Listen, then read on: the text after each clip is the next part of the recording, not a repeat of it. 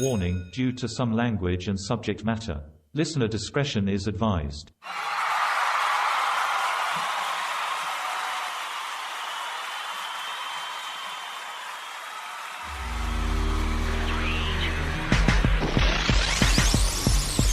As a former songwriter myself and considering the events of the past 2.5 years, I could not fathom the idea of writing an upbeat song. But then again, I promote upbeat content through this podcast. Following up their 2019 album, White Lightning, Midwestern country band Sack of Lions has just released a phenomenal new single called Take Me Away. You can find it on all the streaming platforms. I consider myself very lucky to have been friends with the guys for many years, and singer-songwriter Dan Olsen joins me on the podcast today. And I'm convinced after you hear this, you will go and listen to this song faster than you can say, June June Hannah. Below Deck fans will get that. Ladies and gentlemen, this is Caught on the Mic.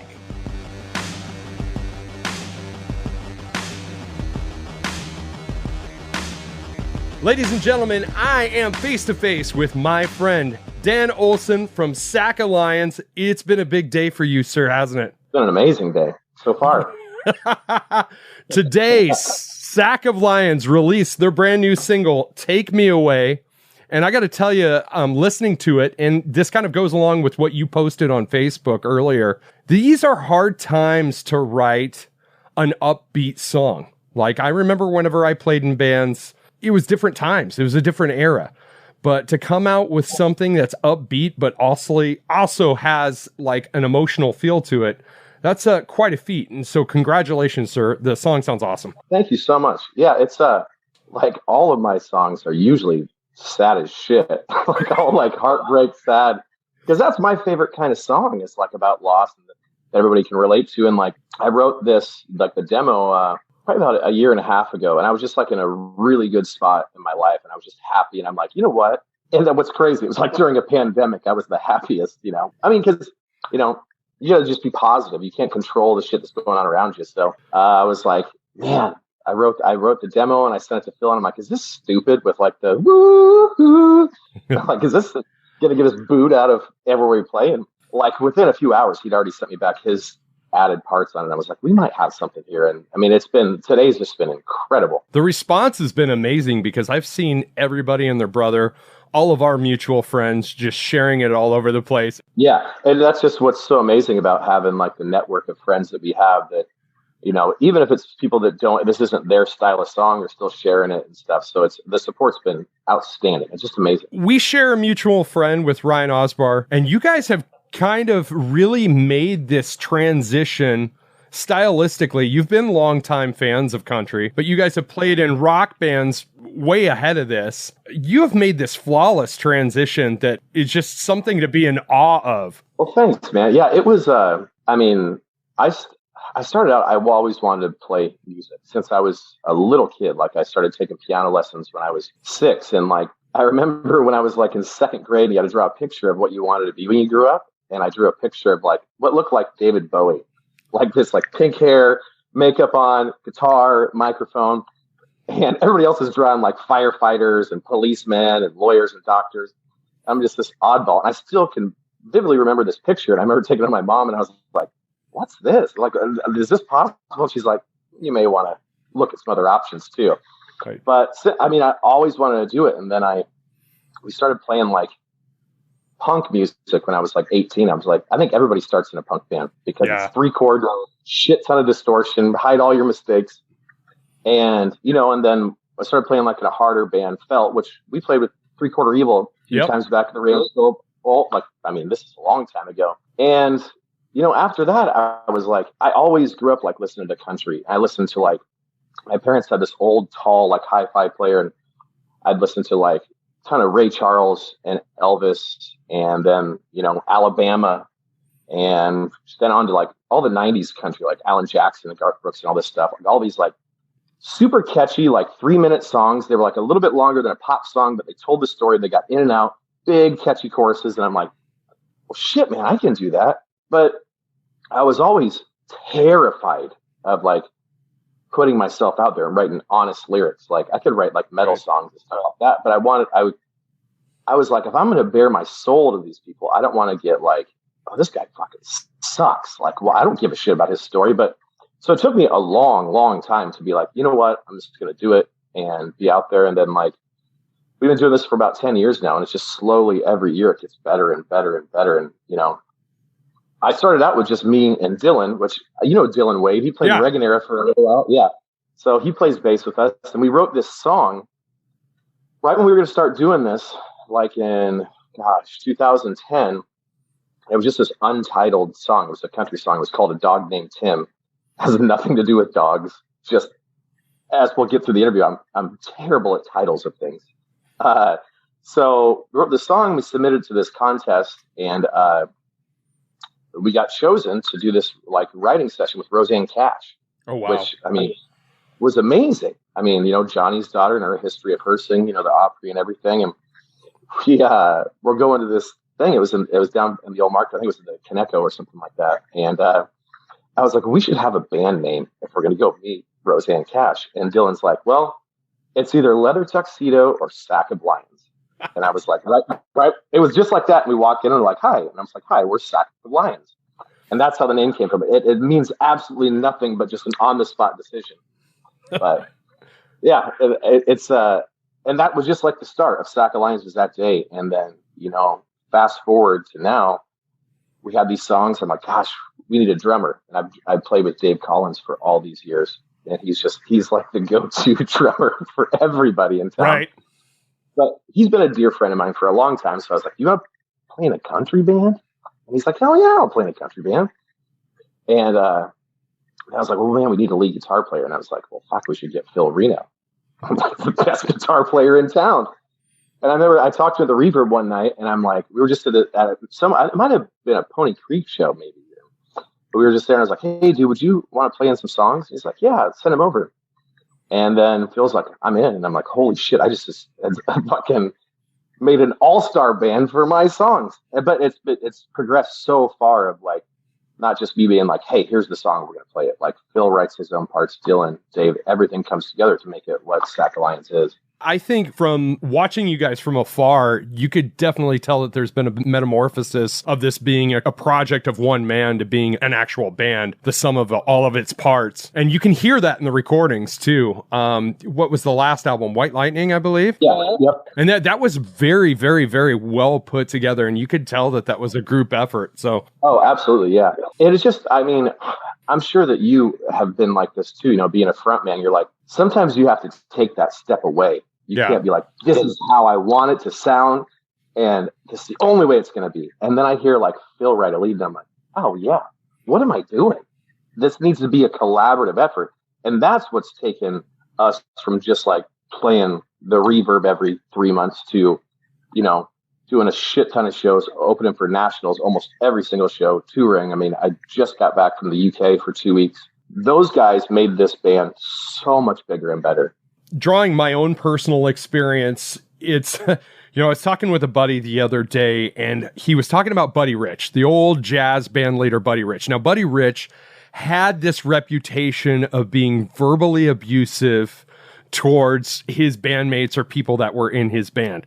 And I was Buddy Rich, man. Up until the moment I quit for about 6 to 9 months, you know, had a kid. And I was Buddy Rich. And then I kind of just let it all go. And then the next project that came about was Arasing, which happened to be the best project I was ever a part of. And it was like, you hit the point. And that's kind of my point, is that sometimes you just have to release that sense of control in order for something to evolve. Yeah. And it's tough too. I mean, it's tough to be like, because, you know, you write something so personal and you want like this, you know exactly how you were feeling when you write these lyrics, and this is how you have wanted to sound. And then it's like, well, it took me so long, but once you, and it relieves so much pressure from you. Yeah. Like, you don't have to be the one that writes all this stuff. Right. Like Street Jammer is one of my favorite songs that we recorded that was on White Lightning. And Phil came with that whole lick, like he wrote that entire thing, and I just put the lyrics over the top of it. And it's like, it was such a refreshing thing with Phil to bring this to me. And I love that song. It's just like a Jerry Reed chicken picking kind of thing. And, you know, it's, you know, you don't have to be like the guy. Like, it's a band, and I love the guys and I love their ideas, and they're so good. And it's just, once I got out of my own head, it's made us so much better of a band. It's a crazy thing how projects evolve over time and how we evolve as people along with those projects. Do you feel that since you took these guys that were really reputable in rock bands and you placed them into the country world and you guys were all doing something new for the first time, it was easier to let go of that sense of control? Yeah, I think so. I think that it was, you know, none of us had done any sort of music like this before. Right. And it was like, we're either going to succeed together or fail together. So it was kind of like, you know, we're all in this. We're either going to be like, holy shit, I saw Sack of Lions and they were awesome. Or, holy shit, what the hell are those guys doing? These guys are awful. But it was like, you know, you let your guard down because I trust those guys so much, especially on stage. Like, I always tell like the guys, there's some parts of songs where like when we're just in it together, like I'll sing notes that there's no reason I should ever sing because I have so much confidence that these guys are going to sound so good that if I screw up, it hides behind these amazing leads and drum fills and bass lines. It's like, it's the whole, like, we're in this together. We're either going to fail or succeed together. So, but either way, we're still going to come out of it as amazing friends. Are there any newer artists that have kind of lent to that spark to fire moment that made it easy or easier for you to kind of make this transition? I know for me personally, I did the solo acoustic thing for about like 6 months after Arsing was done. You know, I'm a huge Jason Isbell fan, huge Ryan Adams fan. So is there somebody like that for you that really kind of made that transition easier? Like a muse, if you will? Yeah. Isbell was a huge part of it. Just because like, I remember coming home from like, me and my buddies would go watch, always on Sundays, we'd go watch football together and drink all damn day. And then I got home one night and I was like eating whatever shitty fast food we got on the way home. And I was listening to Isbell, like he was like live at the House of Blues in Boston. And I was listening to his lyrics and I was like, I was literally crying. I mean, I was emotional from drinking, of course, but I was like, holy shit. This guy, you can really say every shitty thing that's ever happened to you, your most vulnerable moments, and people are sit there and embrace it and love you for it. So like he was a huge one. I mean, like Tyler Childers, like he was the one that, you know, tell a story in a song. But and then when the thing of Rate Lift came out and the Night Sweats, I'm like, dude, they're making like new, amazing soul music. Yeah. And another one, this is so strange, but was Bruno Mars. Like this guy who's like 5'2" can run a whole damn arena just based on confidence and songwriting and his voice. And it was like, you know, to step out there in that huge spotlight is like, it's amazing. And like, it seems like, you know, anyone can do it. You just have to, you know, work at it, believe in yourself. But Isbell's probably the biggest one that like set me on like, hey, you know, it's okay to be vulnerable. I mean, so that was probably the biggest one. He tends to speak to a lot of the guys our age and the guys that came through music during our time. That's how I got turned on to him. Was I haven't been like a fan for a super long time, but my buddy, about the time Southeastern came out, he's like, hey, you need to listen to this album. And that was completely life-changing. Yeah, that's exactly when the Southeastern album is when I got into him too. That was like, I heard that and I'm like, holy shit, where did this come? Yep. And that's when I got into him really big. So let's talk about the new single. What specifically is it about? You know, it was, like I said, I was just in this really happy time. Like, you know, I travel a lot with the band and stuff. So I haven't been like in a relationship in a long time, which is great because I just love being alone. But like, it was like this, I can do whatever I want, anytime I want. It's amazing. But it was like this whole idea of, you know, you find someone that's like, holy shit, like I waited my entire life to find this person. And this is like my person. And like, we could take and just leave and our possessions, everything, money, jobs, and just drive. And just all that matters is we're together. And like, I was like, it's just a happy song about finding someone that you truly are meant to find. And I'll probably never find it, but I can write a song about it. And I'm fine with that. You know what, though? I mean, it came to you during the pandemic and writing it during the pandemic, but I think one of the things that we've learned over the course of the past 2 years, and it doesn't matter if you're left, you're right, if you believe in the science or not, if you believe that there was a pandemic or not, it doesn't matter what your socio-political beliefs are or whatever. Relationships matter, and time is short and time is valuable. So, you know, whether you wrote that song about a person that you're romantically involved with, it could have applications to maybe a child or a best friend, or just rolling down the road with somebody you genuinely care about, and just that experience of sharing those moments. Yeah. And see, this is why I love music, because like that's what you take from the song, and it's something completely different than how I imagined it. But that's what music's so perfect for, because everybody thinks of their own relationship to what the sound is that's coming out of these speakers. So that's the most beautiful thing about music. I mean, I could have like wrote that song about, you know, gosh, being stuck at a gas station. Like, I mean, something so stupid and small, but it turns into like, oh, this is like, I remember whenever I met this girl and we just left and we drove to California. Like, it's all interpreted by everybody else, and that's what's amazing about it. Yeah, for sure. So where did you record, and how long ago did you put this song together? Last July, we went to Nashville and we recorded at Soul Train Sound Studios, which was my buddy Nick Gibbons. He plays drums for one of my best friends, Jeremy McComb, who takes me on the road all the time, and CJ Solar. But he's also like becoming one of the hottest producers in Nashville. Like, and he's like 26 years old, I think, somewhere around there. Sorry, Nick. Wow. But he got asked to produce Marty Stewart's last album. So he produced Marty Stewart's album, did like the duets album that he was doing with like Connie Smith, with like Chris Stapleton and all these guys. And then, so last year he did Marty Stewart and Connie Smith's album, my buddy McComb's album, and our album. And he might be doing some other like big projects too, but he's just building his way, and he's obviously younger than us, but he has such an amazing ear. Like, we sent him all these demos, and he kind of like, we're going to change these things here and here and here.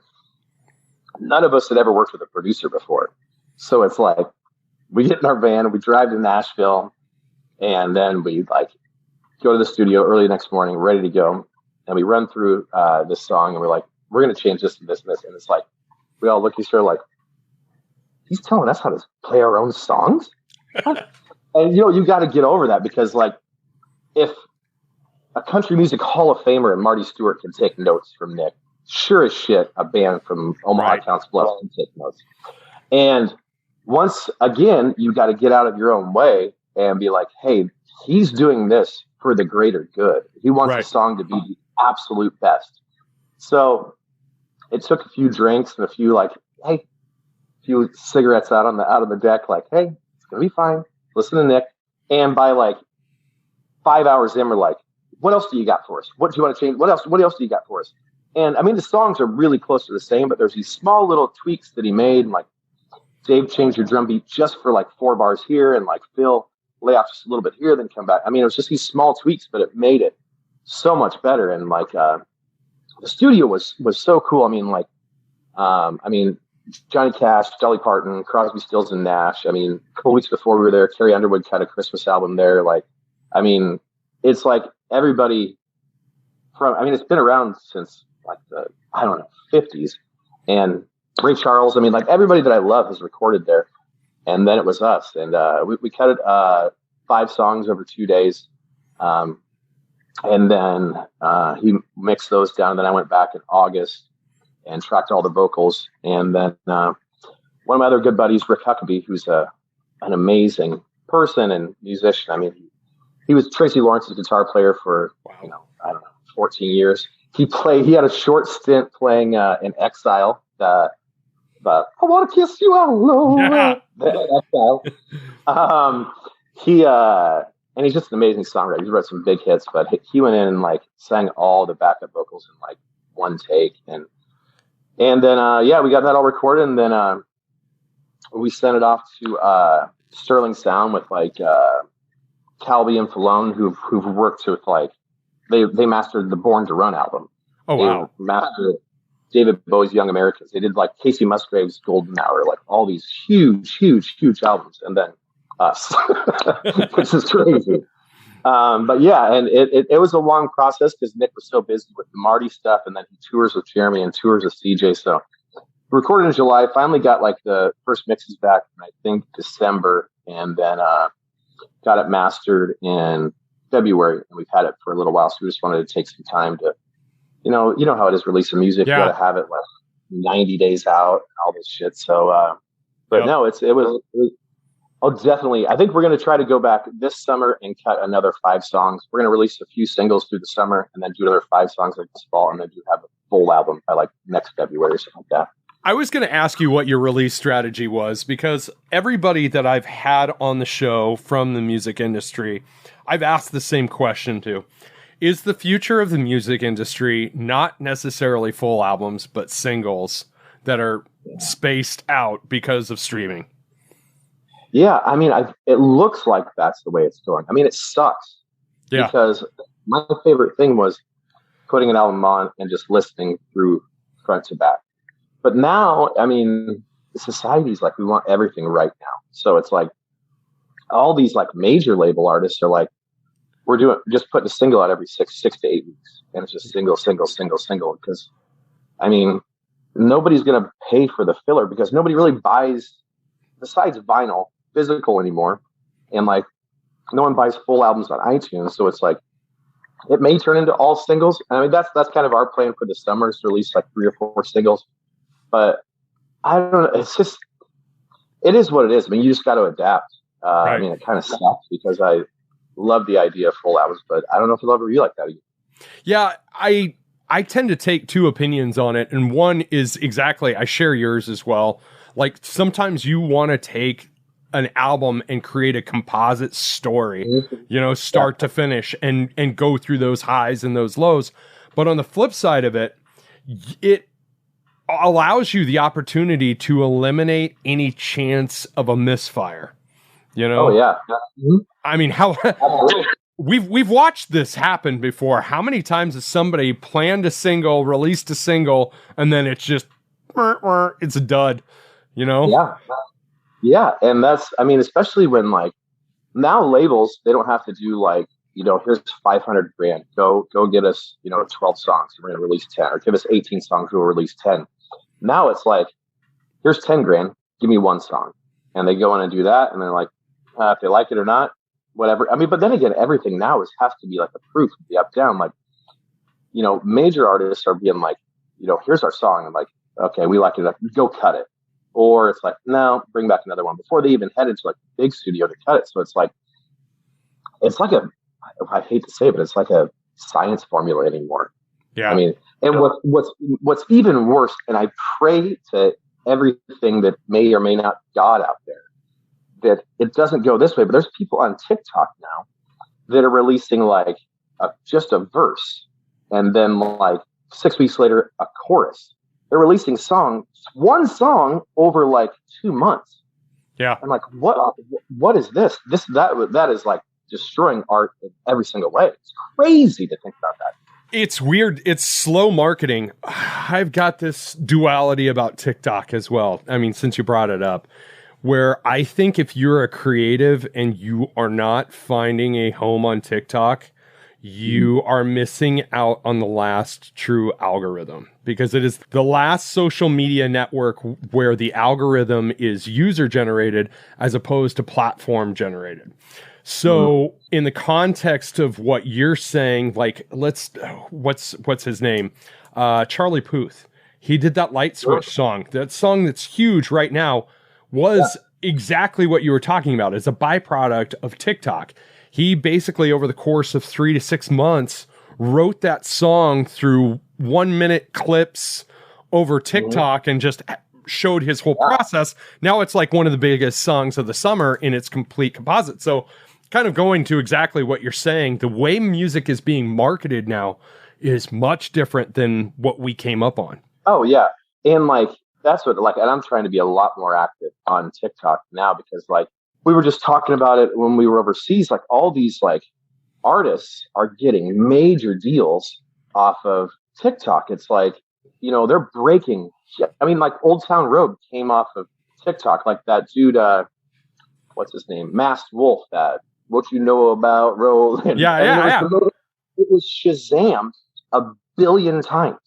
Yeah. Like, and like no major label. Like these people are getting like huge stars off of TikTok. And I'm like if you're out there creating music, I totally agree with you. If you're not utilizing that yet, I mean, it's something that I'm really just starting at. But it's like getting if someone starts adding that into their like stories and stuff, it starts climbing. It's like back in the 60s getting your record played by a local DJ. Yeah. And that's how you explode. And it can grow so fast. There is definitely a big difference between some 40-year-old guy getting on TikTok just because he wants to make dance videos and a guy promoting a creative product. I mean, in fairness, you know? Yeah. If you see me doing dance videos, unfollow. And send me an immediate message saying, Dan, what the fuck are you doing? Right. It's funny because even in the course of this podcast, me having this podcast, I have found that TikTok has been my most useful tool, not only for building my brand, but also cultivating guests and building that following. People could give a fuck all when I post on Facebook or Instagram, but on TikTok, my videos will get thousands of plays, and then I'll check the statistics on the podcast statistics, and I'm like, holy shit. And this was the byproduct of posting 1-minute videos every day. So now if I can figure out how to make the algorithm work on the other social media platforms, which I'm sure all of us wish we could do. Yeah, I got one of my good buddies. He's a drummer in this band called the Pork Tornadoes, and they're an amazing cover band out of Iowa.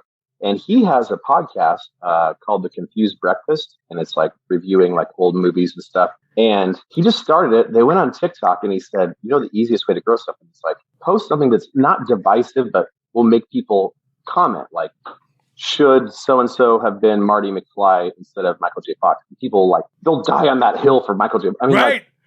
And they went from like a new podcast to I think they're the number 3 in the country movie review podcast. And it was all off of TikTok. Mm-hmm. I mean, Bert Kreischer was talking about him on Two Bears, One Cave. Like, I mean, it just blew up all off of TikTok. Mm-hmm. And I'm like, man, because I'm like, should a man my age be logging into TikTok? Right. Because it's so much more than just stupid dance videos. It's crazy how marketing a band has changed, or marketing a creative platform has changed over even the last 5 years. It's something we could commiserate on, I think, for hours, because I talk to everybody about it, because that was my thing. I never claimed to be a great musician, but I was always a good fucking promoter. Hell yeah, man. Hell yeah. And that, I mean, you have to be. And right. I mean, it kind of like went like up to an awesome height and then down again. Cause like before, you know, like you're flyering cars at the Ranch Bowl. You're going to like Walmart, flyering cars and like putting up, you know, flyers at like Caffeine Dreams and coffee shops. Hey, we're at the Ranch Bowl. You're going out at the mall, handing out shit. And then it peaked up to like where you could just like be on MySpace and promote it and Facebook and promote it. And then now it's back down to like over here where you get lost in this transition. Like I'll post something on Facebook and it'll get a shit ton of views, and then I'll post something the next day and then nobody will see it. Right. And I'm not doing anything different. And it's just so we had this one like peak where everything was so awesome. And I think it's back. And it could, I mean, obviously it'll come back up again with something else new, but it's so hard to navigate. It makes you kind of wonder if you use the platform too much to promote, if you're not being shadow banned somehow. Yeah. Because that's crossed my mind a time or two. Like there, again, talking about engagement rates, like I like to use Instagram a lot, and there's some things where I'll get a fuck ton of reacts and then some where I won't get any at all. And I'm like, dude, am I getting shadow banned somehow because I'm posting too frequently? But, you know, Gary Vee says you need to post twice a fucking day if you want to jar an algorithm. Yeah, I guess. Yeah. So it's like you have to find the sweet spot between too much and too little. And yeah, my brain can't handle that shit. I just want to play guitar and sing. That's it. So I'm supposed to ask you, what's this about wolf jerky? Oh, Jesus. We found this like second home in Wisconsin. It's this town called Clinton, Wisconsin. Super small town, but they have the best listening room in the entire country. I mean, it's the most amazing place. My favorite place to play anywhere. Yeah. And then they have, we do the inside listening room. Then they have this big summer show where we do, the first night is like me, McComb, Rick Huckabee, and then somebody else will do a songwriter round Friday night at the amphitheater. And then Saturday night, we all play with our full band. It's like an amazing weekend. But we stopped at this gas station the first time we were up there, and they had like all this random jerky. It was like, the sign literally said cheese and fireworks. That was the name of the business, because they had Wisconsin cheese. They had a shitload of fireworks. That's awesome. And they had, it wasn't wolf, it was actually coyote jerky. Oh shit. They were selling coyote jerky. And I was like, Phil Reno, I'm like, you gotta try it. And he's like, I don't want to try it. I'm like, it's not gonna be that bad. He goes, no, I don't want to try it, because what if I love it? I'm like, then I'm gonna be like, he's gonna be jonesing for coyote jerky. So none of us ever tried it for the fear of loving it too much. Yeah, they had like, I mean, gator jerky and raccoon jerky and like, I mean, all this crazy shit. But of course, the place. Isn't that the most fun part about traveling, is getting to try these random shit? Like, one of my most favorite places used to be, I used to call it Quarter Hot Dogs outside St. Joe. There's that gas station that has the big billboard, 25-cent hot dogs. So yeah, it's so funny that you say that. That's we were going to play in Springfield, Missouri. And we had just like crossed into Missouri, and Dylan said, hey, because it's at like the Jesse James, like where you get off at. And Dylan's like, we got to stop at the Jesse James place for 25-cent hot dogs. And I'm like, 25-cent hot dogs? Just trust me. And we go in there, they're still selling them for 25 cents. This is like 2 years ago. But dude, don't get them. Right. It looks like they're just putting Slim Jims on the rollers, because they're like all dried out and shit. But yeah, I was like, how the fuck did you know? And he goes, oh, yeah. Every time I come to this movie, stop me at 25-cent hot dogs. Yeah, crazy. Yeah, we played the Booby Trap Bar in Wichita, Kansas. This is, shit, like, fuck, it was like 17 years ago. Man, I'm dating myself, but we stopped. We got 25-cent hot dogs, but it just so happened to be during the time when the fireworks stand across the street was open. So we loaded up on fireworks. If I remember correctly, and you can ask around about this, I tricked Doug Decker. I didn't trick him. We got him to do it. He shot a fucking bottle rocket out of his ass outside the Booby Trap Bar. And this is around the time that Jackass had just come out, and we're like, fucking hey, Doug, you know? Just a band on tour doing fun shit, man. Absolutely. So, which Below Deck is your favorite Below Deck? Oh man, you're getting right into my soul. Yeah, we're gonna talk Bravo on Caught on the Mic here. Yeah, it's only because I trust you. I can really let myself go here. If I had to choose one, it'd probably be Mediterranean. Yeah, me too. I'm a fan of all of them. I would go like Mediterranean, regular, the Australian one, and then sailing one. When I was, nudged to ask you that question, I said, if Dan says sailing yacht, I'm going to virtually kick him in the balls for it. It doesn't seem like it would be fun. Like when they start sailing, and you're like, dude, you get seasick. You get seasick. No way. But did you know Malia from Below Deck Med was in Omaha just like last week? What? Yeah, she was at like one of the bro bars. I saw an ad on Facebook for it, and I'm like, oh, fuck, I just want to go just to say, hey, what's up? You know? No idea. No, I'm not ashamed to admit it. It's like those shows where I just like turn my brain off. You look at like beautiful scenery, like oceans and beaches. And the food is always awesome. It always makes me so hungry watching it. But it's like you get stressed out about shit during the day. You put on that, and it's just super relaxing to me. But I religiously watch every one of them. I absolutely love that. So what's next for Sack of Lions? Well, the single was out today. The video comes out on Tuesday. This coming Tuesday. The 14th, I believe. And then, we're going to start working on the next single, the next video. I mean, it just keeps going. We'll be out in Kearney on July 9th, which shows Honky Tonk with our buddy McComb. And then, we have some other shows that we're just waiting to announce. Got to get approved by all the agency shit, Yep. Make sure that we're good. Good enough, I guess. Whatever. Then we'll be doing the big festival out of Wisconsin in August.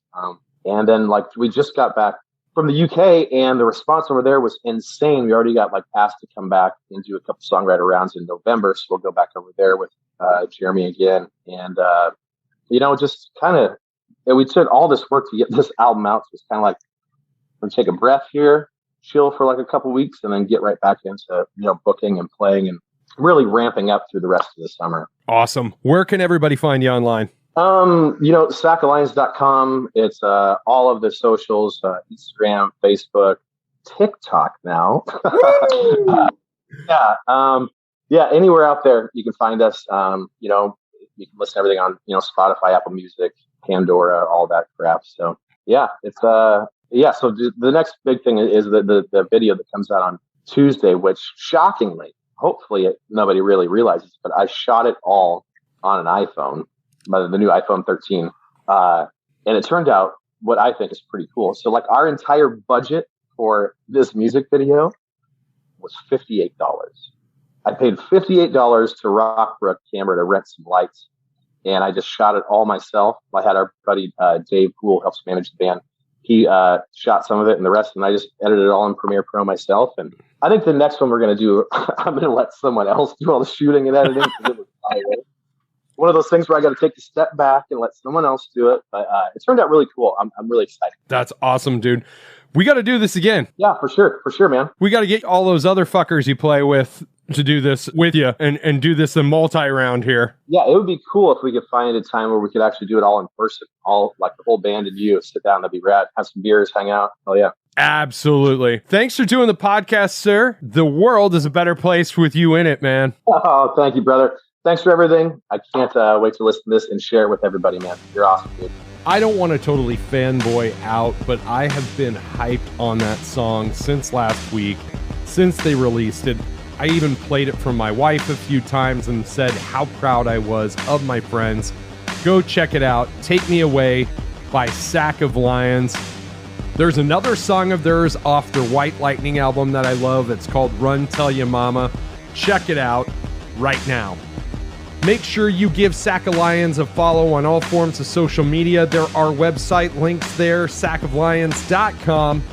Make sure you give me a follow on all forms of social media and give me a 5-star review on the Apple Podcast app. And now you can also rate me on Spotify and Facebook. The summer is heating up, so are the guests of Caught on the Mic. If you are interested in being a guest on the show, shoot me an email, caughtonthemic@gmail.com, or just hit me up through one of my social media profiles. This has been Caught on the Mic with Michael Clark. I'm Michael Clark. Until next time, thank you.